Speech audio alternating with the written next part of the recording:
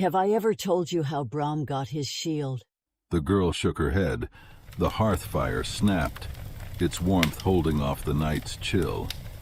Well, in the mountains above our village lived a man named Braum.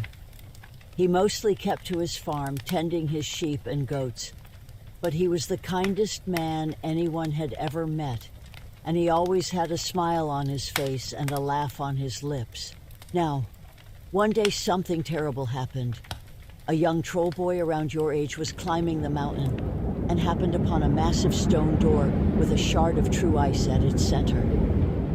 When he opened the door, he couldn't believe his eyes. Beyond was a vault filled with gold and jewels, every kind of treasure you could imagine. What he didn't know was that the vault was a trap. Foolish child. The ice witch had cursed it, and as the troll boy entered, the magical door clanged shut behind him. It locked him inside.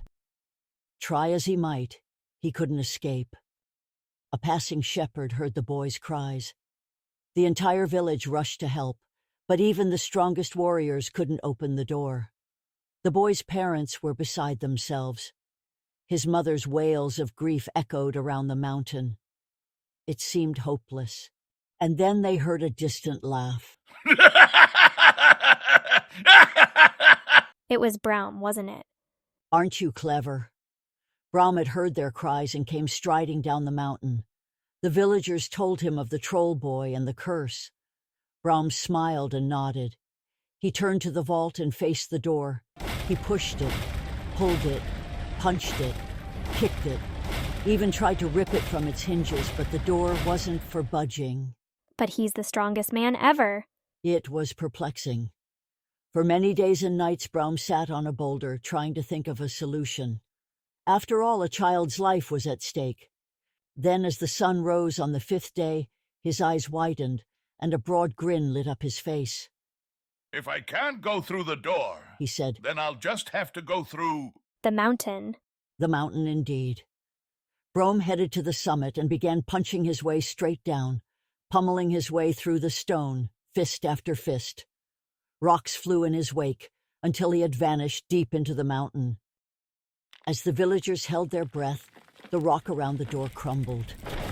And when the dust cleared, they saw Braum standing amidst the treasure, the weak but happy troll boy cradled in his arms. I knew he could do it. But before they could celebrate, everything began to rumble and shake. Braum's tunnel had weakened the mountain, and now it was caving in. Thinking quickly, Braum grabbed the enchanted door and held it above him like a shield, protecting the villagers as the mountain collapsed around them.